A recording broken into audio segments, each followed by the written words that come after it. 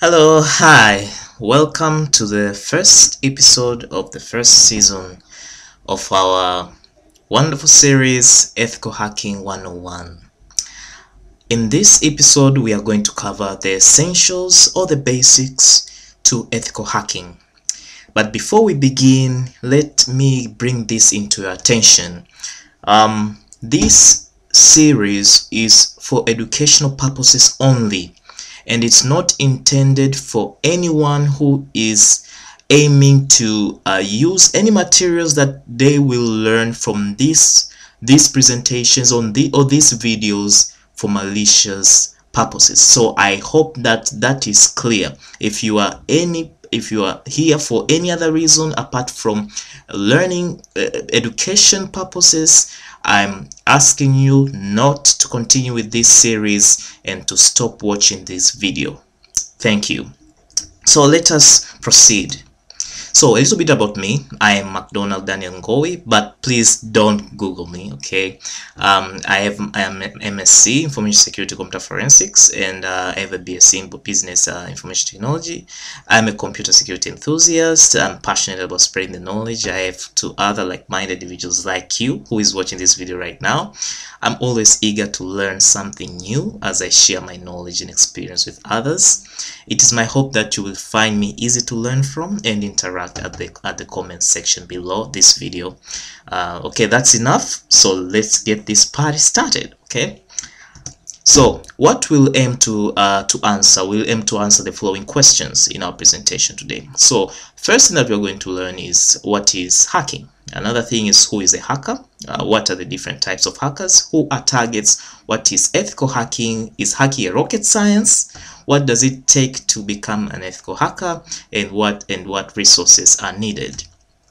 Let us get started. So what is hacking? Hacking is a process involving a set of activities in which, when performed, one can get to the system and gain privilege as the methods put in place. So first of all, hacking are the set of activities. Hacking is done by a set of activities. Those activities have to be performed, and the intention is to get into a system and gain privileged access outside the methods put in place. What are these methods? These methods, they are also called access control methods. Includes username, password, personal identification number, one-time password, biometrics such as voice, fingerprint, face, and iris. Okay, I'm hopeful that many of you already use username and password in your email accounts and in other applications online, so you are familiar with the different access control methods, such as also a personal identification, a PIN. When you access your ATM, you will use a PIN. So hacking is simply getting into a system outside these methods which are already available to you. So that is what simply is hacking. You will learn more about hacking as we go on throughout this series.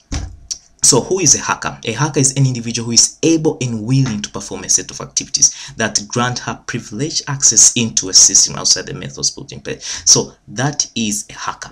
A hacker should first be able, and another thing should be willing. Able means that it has to have the skills, the how-tos, the knowledge, the do's and don'ts, and it has to have the right resources. These resources include tools and time.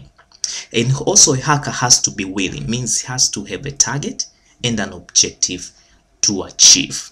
So a hacker has to be able and has to be willing. Those are very key terms to understand. So what are different types of hackers? We have three different types of hackers. We have black hats, gray hats, and white hats. Black hats are simply the bad guys. It's simply the bad guys. Those are kind of guys who use things who do stuff like denial of service attacks or inject trojans or viruses into computers, into their target computers. And some of these hackers, mostly you have already seen or heard in news, like hacktivist groups. So those are examples of black hats. Another type of hackers are gray hats. Gray hats are in between. They are in the middle. They are either good or bad. Sometimes they do malicious activities. Sometimes they are good. I mean, sometimes they are good. Sometimes they do stuff just to prove themselves that they can do it. So that goes with an ego right there. So for instance, you can be a gray hat. Uh, another that type of hackers are white hats. White hats are considered to be good guys. The good guys, people who work in government offices, who work for governments or work in organizations. What they do is to test this organization systems and to secure the loopholes or the vulnerabilities that they found in those systems. So those, we consider them to be white hats. Let's move on. So excuse me, who are targets? Okay, so when we were talking about targets from before, now who are these targets? A target is anything or anyone with value to an attack. So anything or anyone which has a value, or who has a value to an attacker or a hacker, can be referred to as a target. And a target can either be a piece of information, or a computer, or an organization, or even a person can be a target. So usually we consider a target to either be direct or an indirect target. A direct target in terms that that target will be very critical. For instance, customers' credit card information. So a hacker wants maybe to view a database containing customers' credit card information. That will be a direct target. An indirect target will be to bypass security measures to that database. So that's why we consider a target can either be direct or an indirect target. So what is ethical hacking? We've been talking about hacking. So what is ethical hacking? Ethical hacking is as simple as the phrase itself. It's simply hacking ethically. It is performing the activities of hacking while being bound by particular ethical principles. Companies and governments recruit ethical hackers to protect their systems against malicious hackers. Okay, normally ethical hackers will be bound by policies, standards, procedures, and the code of ethics of that company or government. So simply ethical hacking is done by the good hackers, the good people, the good guys. Okay, so that's what I aim for you to become. The one who is following this series and now watching this video, I aim you to become an ethical hacker. Yeah. So is hacking a rocket science? The answer is a big no. Hacking is not a rocket science. It's not like you need to have a background in physics or mathematics in order for you to become a successful ethical hacker. No, hacking is not a rocket science. Okay, hacking is anyone, including you who is watching this video right now, can become an ethical hacker. Okay, there are no prior advanced knowledge of computers needed for you to become a successful hacker. If you know how to turn on a computer, use a mouse or a keyboard, and open applications, you can become a hacker. Simple and clear. If you know just to turn on the computer, just using your computer, moving your mouse, typing, use the keyboard, you can become a hacker. So there is no prior advanced knowledge required. So what does it take to become an ethical hacker? There are two options, either the traditional path or the modern path. The traditional path is the one that you're required to go to school and get your computer science degree and get a master's. And you can also get additional certifications from different global organizations. You can see in the presentation. So the advantage of it is that you can land into a good job and build a career. So the disadvantage of this one is that it will be an expensive journey for you and requires dedication and time. So that's the traditional path. The modern path is like following this series right now. Okay, learning from yourself on your own time. You set your own time, your free time. You learn the materials online. That's the modern path. The advantage is that anyone can become a hacker. Adds you more knowledge. Most is free, easily available over the internet, and it is flexible as you can learn in your free time. The disadvantage of it is that it won't guarantee you a good job, and it requires hard work, dedication, and time. So what resources are needed if you want to become a hacker? What resources do you need, or what resources you should have at your disposal? Okay, first of all, you need to have time. Time is the most crucial resource that you need to have. Hacking requires patience, hard work, and dedication. You need to have these three things. Missing on any of these three, you won't be able to become a successful hacker. So the first thing is time. The second thing is a decent computer with a decent internet connection. Okay, so you need to have a good computer.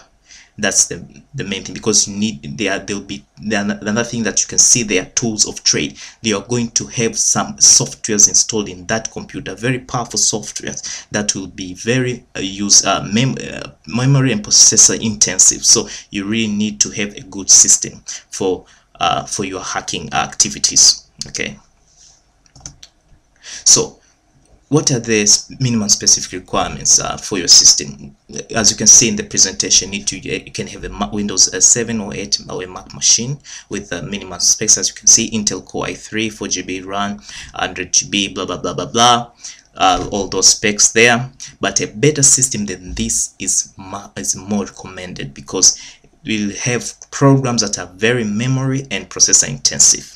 So you need to have a better system as the one you see on the presentation. So that system will also be a host that will host the various virtual machines. You will learn more what are virtual machines as we go on throughout this series. Specific tools to trade, to install, learn, and use throughout the series. So these are the tools of trade that you're going to be exposed to when you progress in this series. You're going to be exposed by all these tools and how to use them and to master them. You are going to master each and every tool that you see in this presentation.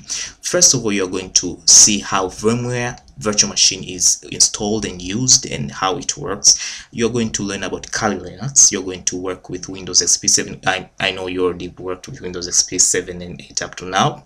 Okay, so that will not be new, but you're going to see actually how it can be exploited as a target. Another thing that you're going to work with is DVWA. As you can see, it's a vulnerable web application. It will be one of our targets. You're going to learn how we can exploit a vulnerable web application and identify vulnerabilities in a web application. Your other tools that you're going to work with specific to Kali Linux, Metasploit, Nmap, Wireshark, Aircrack, and John the Ripper. So each and every tool that you see here has its own purpose. If you read the presentation, you will see each and every tool has its own purpose, and you will learn each and every tool as we go on in this presentation, in this series. So other tools that you're going to learn include Babsuit, Hydra, Maltego, or SwapZap, Python Skill Map, and also you're going to learn how to use Google for social engineering. So that's all. Some references. All of these materials are based on my experience, but I'm not perfect. So guys, if you have any comment and you think that I wrote something that is not right, please shoot a query below at the comment section. Tell me anything, guys. Interact with me at the comment section. Be free, talk to me at the comment section. All right, thank you for watching, and I hope you enjoyed the episode, and stay tuned for the next episode by subscribing to this channel. Merry Christmas and Happy New Year. Thank you for watching.